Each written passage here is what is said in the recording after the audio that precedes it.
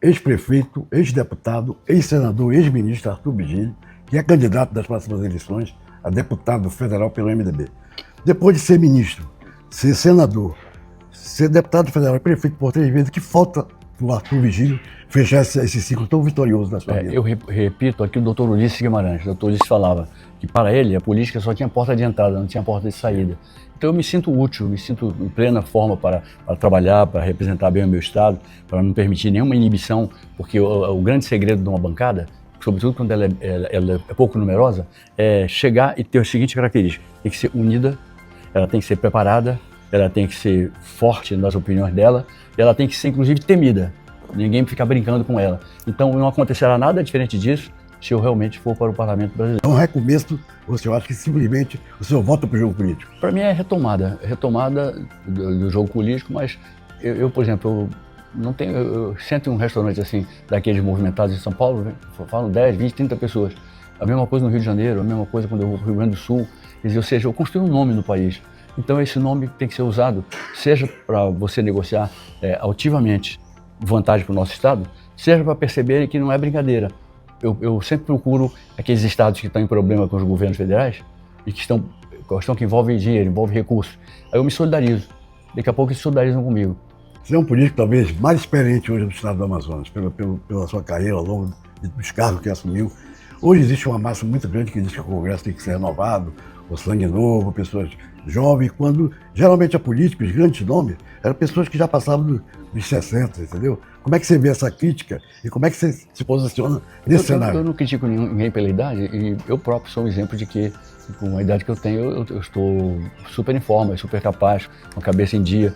Eu sou a favor de renovar com cuidado, né? Sim. Não é colocar qualquer pessoa que depois mostra infantilidades no parlamento, o que seria envergonhador para nós, né? Agora, falando de idade, eu dou muito pouca importância para a idade.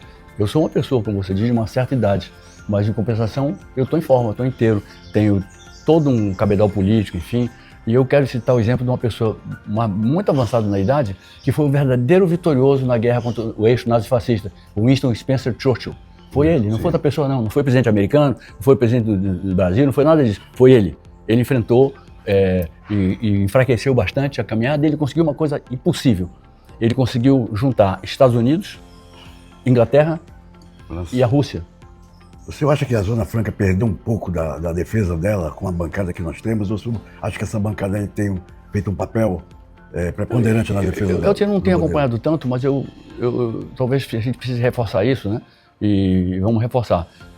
A Zona Franca tem que ser defendida assim, defendida com vigor. Acho que você tem que chegar lá com disposição nacional, mas você também, mas você não pode esquecer a sua terra. A minha terra é a minha terra. Eu já tive convite para ser candidato a deputado e senador por São Paulo, já tive convite por Brasília, tive convite pelo Rio de Janeiro, já tive convite de Goiás. Minha terra é aqui, mas eu não sou provinciano, minha terra é aqui. Então eu saio daqui para representar a minha terra, para defender a minha terra. Então isso para mim me faz muito bem, me faz me sentir muito bem, porque eu consigo ser assim um homem que trafega por tudo que é lugar, não só aqui, mas até fora daqui, fora do Brasil, como trafego aqui no Brasil, de um jeito muito tranquilo, com muito respeito das pessoas. Eu também sei respeitar as pessoas. Quando o senhor encontra Manaus agora nesse cenário, o senhor deixou Manaus deixou o cargo em 2021. 2021 eu não Quando o senhor avalia Manaus hoje, o que o senhor vê de diferente do que o senhor deixou e que poderia ter avançado? Eu vejo grande. Decaiu o processo de asfaltamento. Acredito que o Manaus está com menos tranquilidade para um carro trafegar sem pulos, sem saltos, né? E, por outro lado, eu não sei como está a situação financeira. A minha, eu nunca governei Manaus 3 vezes. Nas 3 vezes deixei superávit, deixei dinheiro em caixa. E esse último mandato, então, foi o coroamento de todo um aprendizado que eu fiz, né?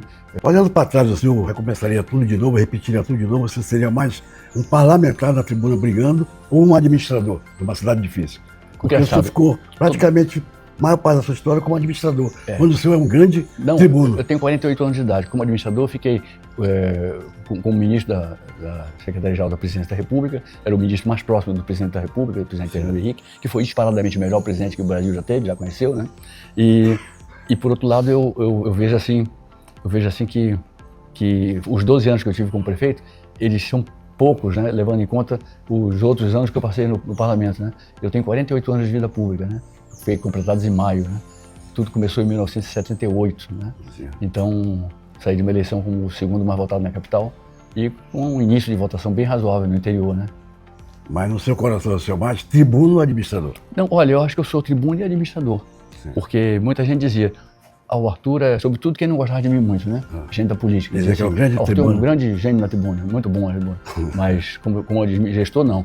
Aí eu vim e mostrei como é que se faz ajuste fiscal, como é que se gasta menos do que se arrecada, como é que se tem dinheiro da própria arrecadação para investir e, obviamente, aqueles empréstimos que interessam, eu fiz alguns porque era um dinheiro que vinha com juros muito propícios, né, para você aceitar isso, e eu governei. Então eu acho assim, que tanto faz eu estar como administrador, como estar como tribuno, que para mim o resultado foi o mesmo mesmo.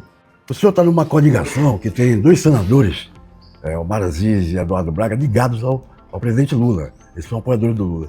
E pelo que eu conheço, o senhor não apoia o presidente Lula. Não, como é que o senhor vai ocupar um palanque onde os dois principais caciques dessa coligação são lulistas e o senhor não é? Primeiro porque nós temos uma enorme compreensão uns dos outros, né? E eu tenho maturidade suficiente para pensar por mim, né? Então, não quer dizer que por isso eu vou votar no outro candidato. Sim. Eu quero simplesmente ver qual dos dois que me apresenta até o final da eleição é o melhor retrato de Brasil, a melhor proposta de retrato do Brasil. Aí vai pesar a maturidade, vai pesar a limpeza, vai pesar honradez, honestidade, tudo isso, né? E para mim, o candidato a presidente da República deveria ter sido Tarcísio Gomes de Freitas. Ele não quis peitar essa luta, mas ele seria um candidato à altura para enfrentar o presidente Lula e eu votaria nele tranquilamente, muito tranquilamente mesmo. Mas agora eu estou diante de uma enorme interrogação. Eu quero aguardar mesmo, ver como se portam, como vão ser e me definir. Porque eu também não gosto de votar à toa, votar em branco e nulo. Eu vou votar em alguém, mas quero ver quem vai ser. O senhor acha que ainda existe uma discriminação contra a região norte, principalmente a Amazônia, em relação Acho que à sim. nacional? Acho que há muita ignorância sobre a Amazônia e uma certa discriminação. Por exemplo, São Paulo, por exemplo, pelos seus empresários, ou grande parte dos seus empresários, São Paulo não entende que era melhor ser sócio da gente aqui, fazer a bioeconomia funcionar, fazer a biodiversidade funcionar, fazer entre 4, 5, 6 indústrias pesadas de bioindústria, mas bioindústrias, né? Seriam 4, 5, 6 projetos que dariam muito dinheiro para nós e para quem se associasse a nós, né? Mas eles entendem que o importante é ficar cutucando a Zona Franca mesmo sabendo que nós temos uma garantia constitucional e mesmo sabendo que nós temos, por exemplo, em relação à reforma tributária, que foi questionada pela Fiesp. Eu me dou muito bem com o presidente da Fiesp, que é o Paulo Scaff, mas eu disse, Paulo, seja nosso sócio, em vez de ser nosso adversário. Porque é difícil você ganhar uma luta contra nós desde que a justiça funcione como justiça.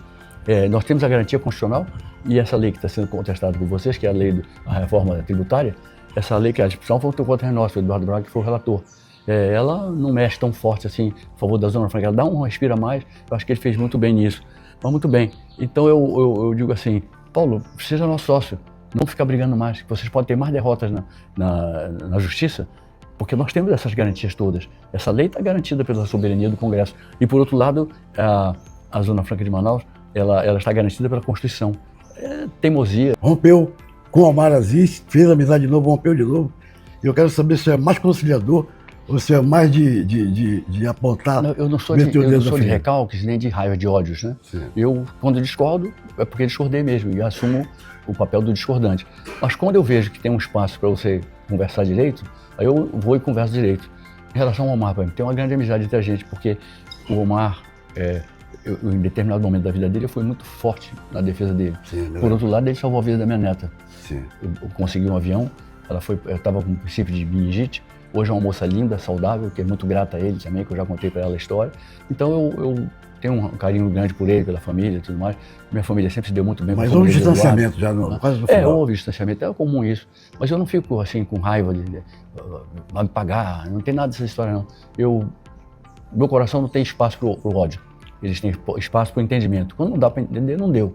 Mas não tem espaço para o ódio. Não é porque eu não me entendi bem com o fulano que eu vou ficar com ódio do fulano. Eu não tenho isso. Isso não é nenhuma característica. Isso aí é quase que um defeito. Odiar é um defeito. É um defeito. Você tem que estar sempre pronto para ver o que a pessoa tem de bom para oferecer e o que ela não tem de bom.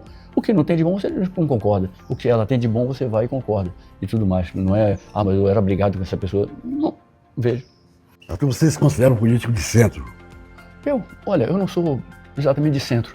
Eu também não estou preocupado, mas achar por essa fase das ideologias. Não sou de esquerda, não sou de direita, não sou de bola, rebola, nem de carambola. Não tem nenhuma vinculação com isso. Eu quero saber onde é que está a razão. Na última eleição, que foi uma coisa que surpreendeu muita gente, o senhor declarou apoio, seu voto ao presidente Bolsonaro. O senhor se arrepende disso ou não? Não, eu votei, nem ganhou sequer. Isso que eu digo, eu não guardo essas coisas. Eu não vejo como homem ideal, não vejo Lula como pessoa ideal também, tampouco. Tanto que uma pessoa que era até próxima do Bolsonaro, que é o Tarcísio Gomes de Freitas, eu acho que ele mereceria a chance de ser candidato a presidente da República. Então, muito bem. Você pergunta para mim, você é lulista? Eu digo não. É bolsonarista? Eu digo não. Não sou não. Eu sou amazonista. Eu sou amazonensista. Certo. Para encerrar, você almeja algum cargo, tipo, numa eleição majoritária, prefeito, governador? Olha, no futuro, quem diz é o futuro. Sim. Eu estou muito concentrado em ser um bom parlamentar federal, se o povo realmente me conduzir para o parlamento, como eu imagino que possa reconduzir. E depois o futuro é o futuro. Eu sou muito assim de ver o que é mais conveniente para o meu estado em primeiro lugar, para o Brasil junto com o meu estado. Eu não fico pensando na conveniência para mim, eu fico pensando na conveniência para o meu estado e para o meu país. Eu agradeço, Mário Adolfo, a você que é um amigo, irmão amigo, né? E agradeço ao seu filho, Marcos Vinícius. Mando um abraço para o Paulo Adolfo, o Mário Adolfo, filho, que trabalhou comigo, me deu muita honra trabalhar ao lado dele. Você é um grande repórter, um grande jornalista, e você faz jornalismo sério. Isso é uma coisa muito boa, porque o verdadeiro jornalismo está na independência, está na seriedade, está na capacidade que você tem de captar a verdade, publicar a verdade, e quando vê uma injustiça, publicar a justiça, denunciar a injustiça. Quando vê a possibilidade de paz, não é contra a paz, enfim. Eu quero me despedir dos seus teleouvintes, né? Deixar um abraço muito afetuoso a todos, muito afetuoso. A campanha começa efetivamente a partir do dia 16 de junho. É isso? Foi muito bom. Obrigado.